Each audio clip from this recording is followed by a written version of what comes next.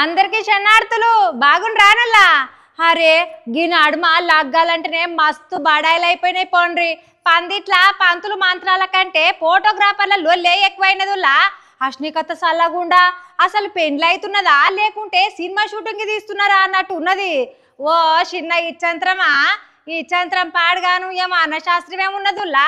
కడుపుకు గంజిగతి లేదు గాని ఒంటి నిండా బెంజ్ అన్నాడట వెనకట్టుకోక ఆయన. ఇక మన పోరగాండ్లు సుధా గట్లనే ఉన్నారులా. అప్పు చేసన్నా సరే ప్రీ వెడ్డింగ్ షూట్లు తీసుకోవాలి, అంగులు ఆర్వాటాలు చేసుకోవాలి.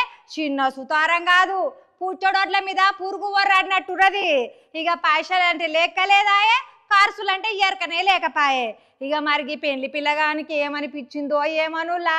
పెళ్లి కొడుకు పెట్టిన కండిషన్లు చూస్తే దిమ్మ తిరిగి పోతుంది. ఇక దిమ్మ తిరిగి బామ్మర్ది యాదికొస్తాడు. నాకు కట్నం వద్దు ఏమద్దు, కానీ నేను పెట్టిన షరతులు కప్పుకుంటే మెడల తాళి కడతా, లేకుంటే నాకు పిల్లొద్దు పెండ్లొద్దు అని ఇక నీకు నాకు రామ్ రామ్ అన్నాడట.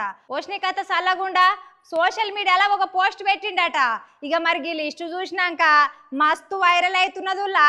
మరి ఆ కండిషన్లు ఏంటంటే ప్రీ వెడ్డింగ్ షూట్ వద్దు, మరి వెడ్డింగ్ షూట్ల లహంగాలు గిహంగాలు వేసుకోవద్దు, పద్ధతిగా చీర కట్టుకోవాలి, డీజల్ గిజల్ బంద్ పెట్టి సాంప్రదాయంగా సన్నాయి మేళం మోగాలి. ఇక పంతులు ఒక దిక్కుంగా మంత్రాలు చదువుతుంటే ఫోటోగ్రాఫర్లు వచ్చి నడిమిట్లా ఆపొద్దు. వాళ్ళు చెప్పినట్టు వంకర టింకర పోజులు పెడతా అంటే నేను ఒప్పుకోను. ఇక టేజీల మీద ముద్దులు పెట్టుండ్రి అగ్గులు ఇయ్యండ్రి అంటే అస్సలకే కుదరదు. లగ్గం పగలే చేసుకోవాలి, పొద్దుగుకే వరకల్లా అప్పగింతలు గిప్పగింతలు అన్ని ఎక్కడి అక్కడ అయిపోవాలి అని షరతు పెట్టిండట. ఇకేముంది గిది చూసిన వాళ్ళంతా ఓష్ణీకత సల్లగుండా పోరగాడు బాలే ఉన్నాడు కదా, బాలే మోగోని వేరా, ఈ కాలంలో సుతా గిసోంటోళ్ళు ఉన్నారా అని అవాక్కైతున్నారట నుల్లా. ఇగో గిది కథ. మరి మీరేమనుకుంటుర్రి పొలగాని గురించి కామెంట్ పెట్టుండ్రి. ఇక గిదుల్లా ఎల్రి ముచ్చట. మళ్ళీ ఇంకో ముచ్చట తీసుకొని వస్తా, అప్పటిదాకా చూస్తూనే ఉండ్రి 6 టీవీ.